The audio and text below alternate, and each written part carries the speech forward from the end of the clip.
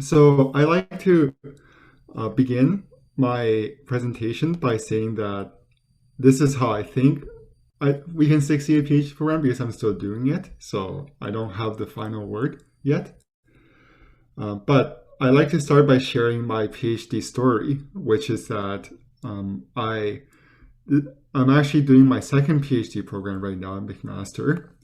Before that, I dropped out of another PhD program in Toronto because it didn't really work out well.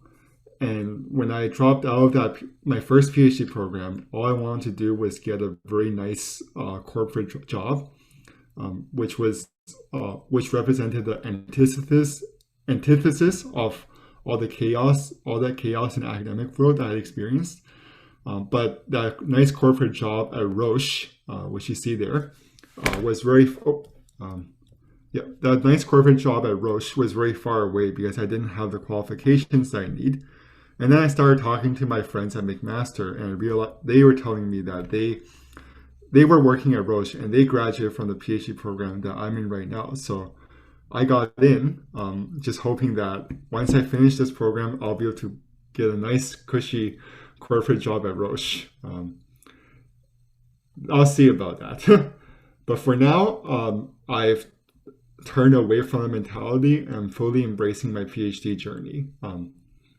And as I embrace it now, I realize that there were some things that I really wish I knew when I came into a PhD program, and today I'll share that with you. I guess before I say all that, just want to give you an idea if you think a PhD will be right for you. And I would say that traditionally, I know the misconception is that PhD people who do PhD, they're only doing it for an academic career. From my experience, if you want to work in the healthcare research field, which is growing very fast due to current events, I would say PhD is an absolute, like it's a must. Um, it's hard for me to imagine. It's hard for me to imagine how some of my colleagues can do the work they do without some sort of PhD-like experience. Also, with data scientists and AI jobs that are growing very fast right now, they require a lot of continuous learning because the technology and techniques are changing so fast. And so PhD gives you that skill of continuous learning. You're doing it continuously for many years, and so when you're ready to do an AI job, you're much better prepared once you go in. All right, so time is tight, so I'll just give me the three tips.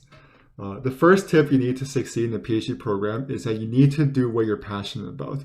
And this sounds very cliche, but I just like to add that in a PhD program, you never stop working. So you can't separate life from work. And what you do in a PhD will dominate your life, and it will influence your worldview and your circle of friends and just about every aspect of your life. So passion is a must. You must be passionate about your PhD to do it well. I wasn't for my first one, and I paid the price. Let's hope you don't. The second important tip about doing a PhD is you have to master this concept of work-life integration, and that is recognizing that, just like I said before, that the PhD is going to be a part of your every part of your life. So you have to learn how to incorporate the rest of your life around your PhD. So, for example, I do a lot of housework now, but I do housework if I need a break, and I don't have a scheduled time for housework. I would like to talk to my friends if I need a break, and I would like to hope that I don't have to schedule much things, but that's the idea. Have just bring your whole life together and recognize that if you think about your life in a work-life integration um, perspective, your life will be enhanced. I have a colleague in who's also doing a PhD, and he goes hunting a lot, and I'm always very envious of him because I think about how he like anytime he feels stuck or he feels like he needs to take some time off, he always has this hunting hobby to go to, and this will recharge him.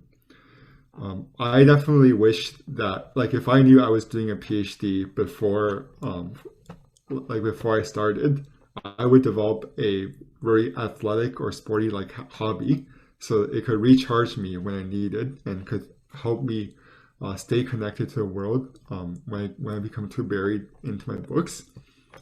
So as for a hobby that I have right now is running, but if you're thinking about doing a PhD, I recommend finding a hobby.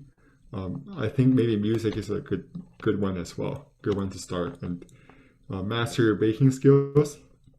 And like I show a picture of fishing because my friend, he enjoys hunting and fishing. So how much time do I have? Okay, and I just like to end my speech by saying this is what I think are the 3 tips for succeeding in PhD. I just finished my comprehensive exams 2 weeks ago, and for those of you who've done it, you know it's a very big deal.